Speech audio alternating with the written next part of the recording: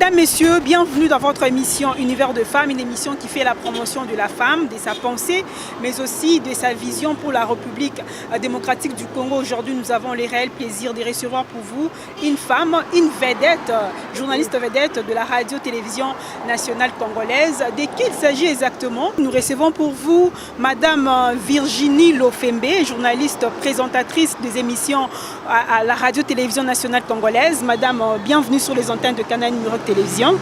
Merci, bonjour. Oui, vous avez totalisé 20 ans de carrière. Vraiment, ça n'a pas été facile au début. Parlez-nous un peu, quelles sont les difficultés que vous avez eu à rencontrer au début de votre carrière? 20 ans de télévision, c'est vrai que ça paraît énorme, ça paraît peu pour certaines personnes également. Mais la grande difficulté au niveau de la RTNC, c'est la personne qui doit vous guider. Tu vois, vous arrivez, ils ont autre chose à faire, ils n'ont pas le temps de s'occuper de vous. Et à la RTNC, en fait, on se forme, à force de venir, tu te formes dans le tas et puis finalement, tu te trouves aussi un chemin. Je crois que la grande difficulté, si on peut appeler ça difficulté, mais c'est plutôt un apprentissage. Comme ça, tu te forges en tant que journaliste, tu forges ton propre chemin et puis voilà quoi. Je ne sais pas si on peut prendre ça comme une difficulté. Au début, on se disait, mais pourquoi ils ne nous aiment pas? Qu'est-ce qui se passe avec ces aînés? Mais aujourd'hui, avec le temps qui est passé, on se dit, merci qu'ils m'ont jeté quand même dans une piscine et j'ai pris à nager toute seule. Aujourd'hui, il y a une pluralité de chaînes de télévision, vous êtes sans ignorer. Il y a aussi beaucoup de femmes. Ouais. Vous, en tant que journaliste professionnel qui a fait 20 ans dans cette carrière, quelle lecture faites-vous de journalistes femmes? Est-ce que ces femmes sont à la hauteur ou bien elles sont là que pour vendre leur beauté à la télévision? Donc le point fort, c'est d'abord aller de l'avant, c'est-à-dire ne pas rester à la maison, ne pas faire... C'est d'abord cette passion du journalisme. Mais maintenant, ce qui reste à faire, c'est que on doit, au fur et à mesure qu'on avance, on apprend chaque jour, c'est-à-dire de ses défauts, on apprend. Moi, j'aimerais bien que chacune d'elles puisse avoir la force de s'enregistrer, de se revoir et de faire l'autocritique sur elle-même. Ça lui permet d'aller de l'avant. Mais ce que j'encourage, c'est déjà le fait de se lever, de sortir, de passer à la télévision. Parce que c'est pas facile du tout. On a l'impression qu'on arrive là, on prend le micro, on parle, mais on parle à qui? On parle pour dire quoi? C'est tout ça. Donc, apprendre chaque jour, c'est bien, mais le grand pas, elles l'ont déjà franchi, c'est-à-dire de se mettre debout et de décider que le journalisme c'est ma passion, le journalisme c'est ma vocation, mais maintenant c'est arrondir les angles et apprendre chaque jour, et c'est ça, avoir une culture générale. Il ne faudrait pas que le journaliste, tu passes à la télé, tu es buté sur quelque chose, tu dis quelque chose, ou le téléspectateur qui ne te connaît pas, il sent que c'est faux. Tu vois, c'est ça la grande difficulté. Et Virginie Lofembe, qu'est-ce qui vous a motivé à devenir journaliste? Est-ce que vous avez un modèle? Officiellement, ou il y a quelqu'un qui vous a motivé aussi? Officiellement, je n'ai pas de modèle. Oui. C'est-à-dire sur la télévision, je n'ai pas de modèle. Et je ne voulais pas être journaliste. Ça, c'est déjà c'est ce qu'il faut retenir dès le départ. En terminant le lycée Bossangani, on était un groupe de 18 parce que c'était notre classe de littéraire. Et on avait toutes décidé de faire le droit. Et pendant qu'on attendait nos résultats, le campus Les Années Blanches, et il y a un ami à mon père qui m'a dit, Virginie, comme tu veux être la voix des autres, parce que faire le droit, c'est défendre aussi ceux qui n'ont pas de voix. Tu peux aussi venir en attendant travailler chez moi dans mon agence et puis voir si ça te plaît. Tu fais le concours de l'ISTI FASIC, à l'époque ISTI, et si c'est bon, tu y restes. Et c'est comme ça que je suis tombé. Mais mon père, en fait, il est journaliste de formation. Il est diplomate de formation et journaliste de formation parce qu'il écrivait à Jeune Afrique. Et je crois que peut-être il y avait ça en moi que je n'avais pas décelé. Et c'est comme ça que c'est parti. Que vous ignorez, en fait. Que je n'avais pas pris en compte, on va dire. Que je n'avais pas pris en compte ce côté-là. Très bien. Vous êtes présidente d'une association de journalistes en action. C'est quoi l'objectif ultime de cette association? Mais en fait, le grand combat d'abord, le rôle du journaliste, c'est celui qui informe sur la vérité. C'est celui qui nous fait connaître nos droits. C'est celui en fait, c'était question de vulgariser le Congo, bien connaître le Congo, les objectifs du millénaire, comment les atteindre, quels sont les efforts qui sont faits. En fait, c'était quelque chose qui venait en appui un peu en quelque sorte au gouvernement sur les différentes réalisations sur la population. C'était ça. Et c'est créé depuis quand? C'est créé depuis quand? Journaliste en action, aujourd'hui on a 3 ans. 3 ans d'existence. Il y a combien de membres jusque-là? Mais la majorité des journalistes font partie de journalistes en action. Mais maintenant, évidemment, les actions sont un peu difficilement palpables ou bien visibles parce que en nous sont sortis des députés tels que Christelle Vouanga. Elle était membre de Journalistes en Action, mais jusqu'à aujourd'hui d'ailleurs, elle dit toujours qu'elle est membre, donc je peux pas la faire partir. Il y en a qui sont des présidents des médias en ligne, tels que Israël Moutsala. Donc chacun est parti un peu partout parce que cette grande réunion a sorti beaucoup de filières et chacun est parti, mais on se retrouve toujours quand le besoin se fait sentir. Il y a une nouvelle équipe au sein de l'Union nationale de la presse congolaise. Qu'est-ce que vous attendez de cette équipe? Bien que Tshilunde est revenu à la tête de cette structure, donc, mais il y a quand même de nouvelles têtes. Bon, il a maintenant des nouveaux compagnons de lutte. On espère que l'UNPC va réellement jouer son rôle. Parce que moi, je le dis aujourd'hui, Journaliste en Action est affilié à l'UNPC, mais on n'est jamais associé à quoi que ce soit. Donc j'espère qu'on va vraiment prendre tout le monde en compte cette fois-ci. Parce que ce qui est regrettable, c'est qu'on peut avoir cette carte de l'UNPC qui n'est pas gratuite d'ailleurs. On a cette carte, on paye les cotisations, mais qui sont appelés à voir ce qui se passe? Est-ce que les journalistes sont intéressés? Moi, je me rappelle, il y a une fois, l'UNPC m'a envoyé des vœux d'anniversaire. Est-ce que c'est le rôle de l'UNPC? Peut-être pas, mais c'est peut-être une des filières aussi pour se sentir réellement qu'on est suivi, on est membre. Je sais, avec le président provincial sortant, Jean-Marie Kassamba, il y a eu justement cet annuaire électronique, si je peux me permettre, mais qui est sur Internet. Quand vous tapez votre nom, vous avez le numéro de votre 4 qui apparaît. Mais je crois que l'UNPC doit redorer son blason suffisamment terni quand même. Tshilunde, il est là, on le félicite, il connaît, il sait ce que doit faire l'UNPC, alors qu'il retrousse ses manches et qu'il mette vraiment un tablier parce qu'il doit être serviteur des autres. Virginie Lofembe Dama, vous devenez ministre de Communication en République démocratique du Congo. Vous allez commencer où exactement pour réglementer ces secteurs? Ah là là, ça c'est une question très difficile, mais je prends la prophétie sur moi, parce qu'il ne faut jamais rien rejeter. Réglementer, c'est un peu tout, ce qu'on appelle des brebis galeuses à Fingi, ce mouton noir à Fingi. C'est que tous ceux qui ont envie d'entrer dans cette profession, c'est de respecter l'éthique et la déontologie. Parce que je crois que dans tous les secteurs, aujourd'hui nous avons les médias en ligne qui ont toute une organisation. Il y a un président, il y a un CG, il y a tout le monde. Mais les gens qu'on aura peut-être du mal... Malheureusement, il y a du laisser aller, voilà. Oui, mais justement, c'est ça. Mais avant même que le ministre puisse frapper dessus, c'est d'abord à eux d'harmoniser. Quand vous créez une association, peut-être les présidents des médias en ligne, vous devez connaître chacun de vos membres. Et puis, le problème, c'est les connaître, d'accord, mais c'est les lignes éditoriales. Chacun sa ligne éditoriale. Si vous avez un média qui appartient à un politique, comment vous allez vous sentir libre? Donc c'est vraiment compliqué, mais je crois que à force d'échanger, à force d'aller de l'avant, il y aura... Mais l'important, c'est de respecter l'éthique. Vous pouvez être libre comme vous voulez, mais c'est de respecter les critères, de respecter l'éthique déontologique. Ce qui nous embrouille aujourd'hui, c'est tout ça. Les gens qui passent outre. Et évidemment, c'est un autre style de journalisme que les gens ont envie de suivre, mais qui mène à où? Question mark. Parce qu'il y a d'autres personnes qui font du bruit pour atteindre un certain niveau. Ils atteignent le niveau, c'est bon, ils se taisent. Ou bien ils atteignent le niveau, ils ramènent encore le verbiage un peu partout. Donc c'est ça quoi. C'est difficile, c'est difficile, tu vois. C'est un métier qui n'a pas de garde-fou comme dans les autres associations de médecins. Le journalisme n'a pas de garde-fou parce qu'on dit que c'est une profession libérale. Mais comment la faire et comment mieux la pratiquer? C'est ça où se pose toute la question.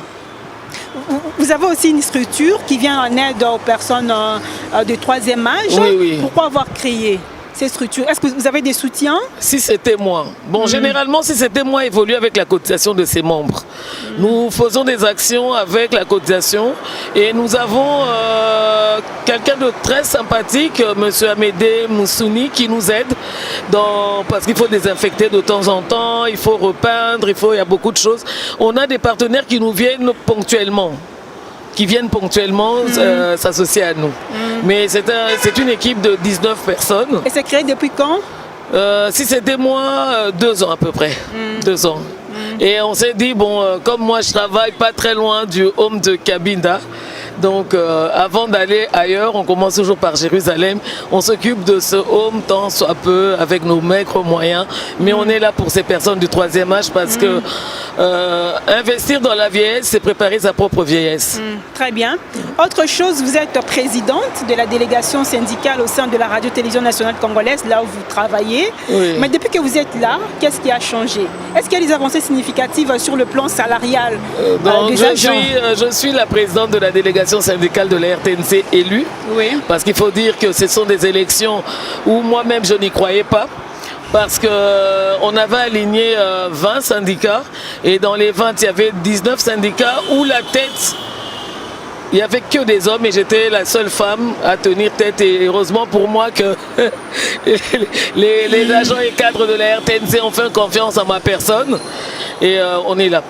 Bon, depuis qu'on est là, c'est vrai qu'il faut dire qu'il y a eu changement du barème salarial, c'est vrai. Il y a aussi eu plusieurs engagements, c'est-à-dire des personnes qui étaient là, ça fait plus de 12-14 ans, qui venaient en tant que collaborateurs, qui venaient en tant que stagiaires. On a su quand même régulariser leur situation. Et on intervient ponctuellement chaque fois qu'il y a un agent ou un cadre qui a un problème auprès du partenaire qui est un partenaire qui a vraiment une oreille très ouverte, qui a une porte très ouverte et quand vous lui posez le problème, il vous fait d'abord voir la difficulté de la réalisation mais pas l'impossibilité. Il y a peut-être une difficulté pour atteindre cet objectif mais ensemble vous allez lentement mais sûrement. Mais aujourd'hui c'est vrai qu'on ne peut pas plaire à tout le monde. Vous allez aller à la RTNC, il y en a d'autres qui vont dire elle n'a rien fait, elle n'a pas fait ceci, mais moi je suis fier parce que dès qu'il y a une ouverture d'engagement, je suis la seule parmi les personnes qui étaient habilitées d'emmener un nom. Je suis la seule à avoir pris un agent de la RTNC qui était mis dehors, un ancien stagiaire qui était dehors que j'ai ramené et qui aujourd'hui est engagé. Il y a encore des stagiaires et des collaborateurs qui sont dehors, qui ont travaillé. Le problème, c'est quand les stagiaires viennent à la RTNC, ils viennent pour un moment. Vous venez pour 3 mois, le stage se termine, vous devez repartir. Mais comme il y a du laisser aller un peu partout, l'administration, le stagiaire qui est venu pour 3 mois, il a pris le goût à la vie, il sait que je vais aller chez telle organisation parce que c'est moi qui ramène des reportages, je fais mes petits reportages là-bas, il s'accroche, vous vous accrochez à ce reportage-là, mais vous n'avez pas de contrat avec la RTNC puisque la RTNC vous n'avez fait que 3 mois. Et je crois qu'avec le nouveau DG qui est arrivé, il a trouvé 380 stagiaires qui étaient venus pour 3 mois. Énorme quand même. Qui étaient venus pour 3 mois, mais qui ont fait 6 ans. Donc l'important c'est le journaliste, quand vous allez dans une entreprise, il faut être conscient de ce que vous êtes venu faire. Si c'est pour 3 mois et que vous pouvez renouveler, vous les renouvelez, mais vous regardez aussi votre situation administrative. Au bout de 3 mois, qu'est-ce que je peux faire? Est-ce que je retourne à la maison? Donc c'est maintenant d'avoir une idée claire de ce que vous voulez faire. Les gens qui ont fait 14 ans, il y a d'autres personnes qui ont fait 14 ans qui malheureusement n'ont même pas pris la balle au bon. 14 ans parce qu'il y a un coupage, mais 14 ans. Qui n'a jamais été engagé. Jamais été engagé et que ce n'était pas son souci non plus. Mais maintenant qu'il y a un nouveau comité, vous voulez faire pression, mais vous avez fait 14 ans sans parler. Vous avez fait 14 ans en vous plaisant dans les petits coupages, dans les petits reportages. C'est ça nous les Africains. On se réveille toujours en retard, même quand il s'agit de soi-même. Or, la charité bien ordonnée a toujours commencé par soi-même. C'est-à-dire savoir ce que je veux. Très bien. Autre chose, Madame Virginie Lofembe, vous avez fait 20 ans de carrière, je ne cesserai de le dire, c'est pas peu. Mais comment vous gérez des rumeurs? Puisqu'on dit tout de journalistes. Certaines personnes pensent que les journalistes, ce sont des femmes faibles, faciles. D'autres personnes disent que ce sont des femmes à ne pas épouser. Et d'autres disent que ce sont des gens très orgueilleux. Oui, mais ça, dites-vous de journalistes? Les goûts et les couleurs, ça ne se discute pas. Et la majorité de ces gens-là qui ont la... C'est pour ça, en fait, maintenant, vous avez compris que les journalistes ont compris ces choses. Et pour ne pas subir des complexes, on est toujours réunis entre nous. Parce que là, on se dit, bon, on est du même niveau, on est du même milieu. Mais la majorité des gens qui disent ça, ils ne nous connaissent pas. C'est-à-dire, on vous regarde à la télévision, on dit, bon, elle. Ce sont des... Moi, on peut pas juger et on ne peut pas plaire à tout le monde de toute façon. Au début, moi, j'étais soucieuse parce que moi, j'ai commencé la télévision en même temps que je terminais l'ISTI et je n'avais pas l'impact de mon passage à la télévision. Et quand je me promenais souvent avec ma mère, les gens s'arrêtaient, me saluaient, puis je disais, oh, maman, battez les minini, qu'est-ce pour les caranatés vite. Tu vois, moi, je n'ai même pas prise la grosse tête de savoir que je passais à la télévision, que j'étais déjà devenue ça. Je n'avais même pas cette grosse tête, mais j'étais quand même critiquée. Surtout ça, Anine. Vraiment. Mesdames, Messieurs, je rappelle que nous recevons pour vous aujourd'hui Madame Virginie Lofembe, qui est présentatrice au sein de la radio-télévision nationale congolaise. Et c'est notre invitée de cette émission Univers de femmes. Madame Virginie Lofembe, on a toujours dit qu'entre les journalismes et la politique, il n'y a qu'un seul pas. Ouais. Est-ce que vous comptez devenir politicienne un jour ou vous allez mourir journaliste? J'ai l'impression que je n'ai même pas l'étoffe. J'ai pas l'étoffe d'être plus tard député, ministre ou pas. J'ai l'impression que j'ai pas l'étoffe. C'est vrai qu'on me dit, madame, vous êtes un leader, mais bon, la politique. Par rapport au pays, je ne pense pas. Je préfère regarder les gens fermer la politique, même quand vous en occupez pas, elle s'occupe de vous. Mais moi, je suis plutôt du côté philanthropique, hein, aider les orphelins. Je suis plutôt là. Peut-être, je crois que c'est là où je vais finir mes vieux jours. Ou bien faire des reportages comme j'ai l'habitude de le faire. J'aime bien faire des petits documentaires aussi dans l'arrière-pays et surtout des personnalités. Moi, quand je découvre une personne intéressante, parce que tu sais, les musiciens, à un moment, je me disais, est-ce que le musicien n'a que thème la femme, sa petite jupe, ses jambes, ses formes et tout. Mais j'ai découvert un autre musicien d'un autre talent. Et ça m'avait vraiment fait tiquer parce qu'il est congolais. Et je le connaissais à peine, mais le temps de fouiller dans ses archives, j'ai réussi à sortir un petit documentaire sur lui. Mais parce que c'était, je me dis, ouf, la musique est sauvée. Voilà. Oui, vous présentez l'émission dominicalement vôtre. Oui, ça c'est une tranche d'animation libre. Oui, une tranche d'animation libre. Ngandaya Banganga, mais aussi panier de morning show, oui, c'est ça? Le panier de morning show. En fait, le panier de morning show, c'est une production de Jessica Bassele, le Diadème. Mais évidemment, comme on a l'habitude d'aller en rotation, en vacances de temps en temps, c'est moi qui prends la relève de cette tranche d'animation également, de morning show, cette matinale. Et comme moi je suis pas là, c'est Nathalie Bobé qui prend la relève dans Dominicalement Vôtre. Et la culture congolaise marche bien, à votre avis? Puisque vous évoluez aux côtés de musiciens. Bon, et tout. Oui, il faut chercher le bon côté. Quand on cherche le bon côté, ça va. Très bien. Tout n'est pas à prendre, tout n'est pas à rejeter non plus, mais il faut trouver le bon côté. Vous vous intéressez certainement à la politique, vous l'avez dit, d'une façon ou d'une autre. Non, elle s'occupe de nous. Oui, elle s'occupe de nous. Vouloir ou pas. Mais comment voyez-vous la marche de la RDC depuis que Félix Tshisekedi est à la tête de l'État? Là, parlez franchement, Madame Virginie Lofembe.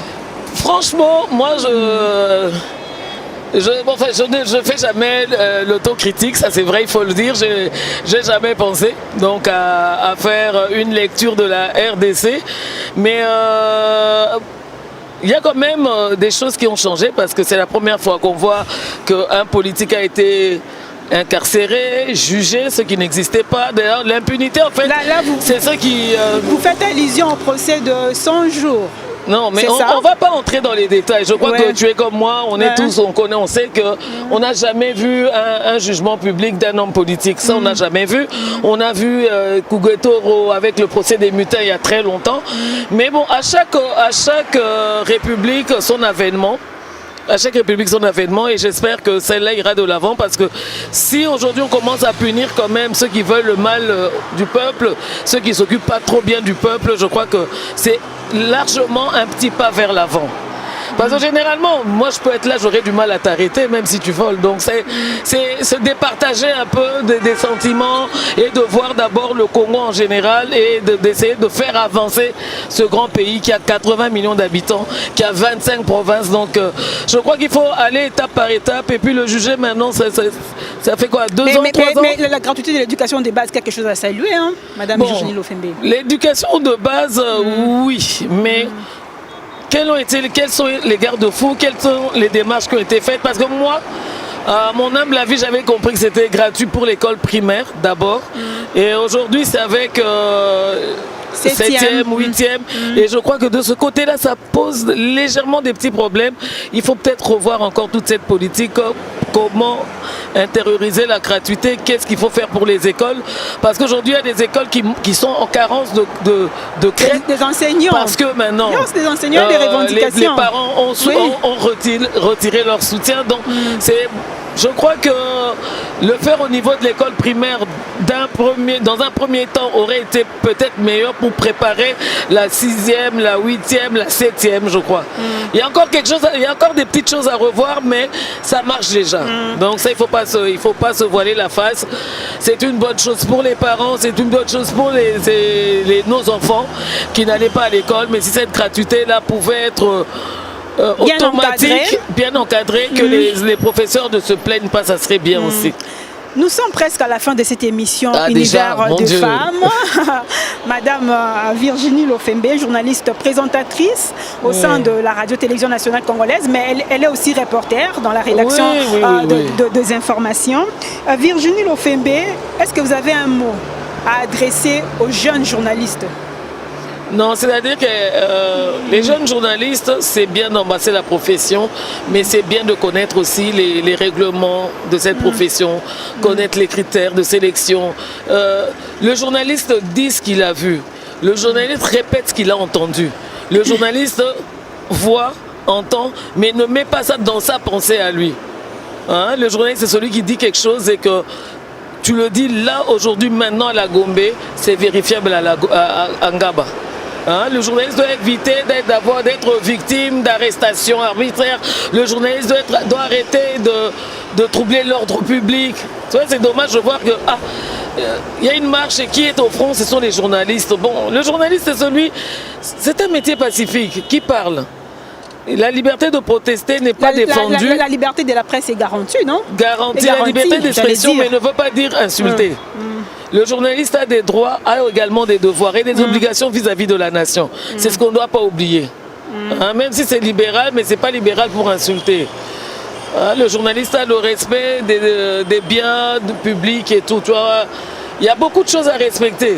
Si le journaliste pouvait rentrer réellement dans sa peau d'éducateur, je crois qu'il y aurait beaucoup de changements. Parce que sans journaliste, le monde sera vu tout noir, parce qu'il n'y aura pas de, il y aura rien du tout. Il n'y aura personne pour informer les autres. Informer, alors, voilà. Mais si on informe, on doit bien informer. On doit informer avec tous les critères qui s'ensuivent. Regardez l'objectif de la caméra et dites un mot aux femmes qui vous suivent en ces moments.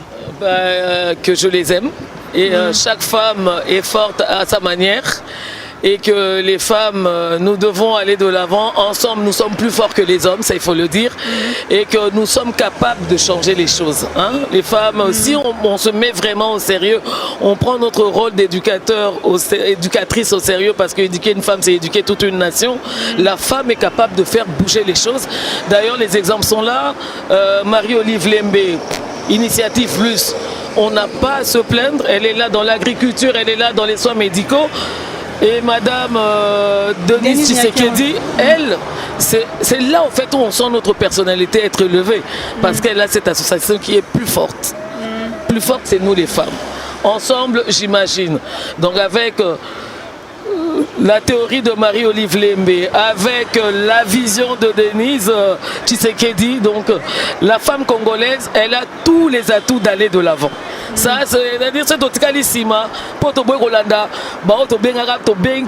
qui première dame Marie-Olive Lembe, la première dame dont Toboy Rolanda, vision na bango.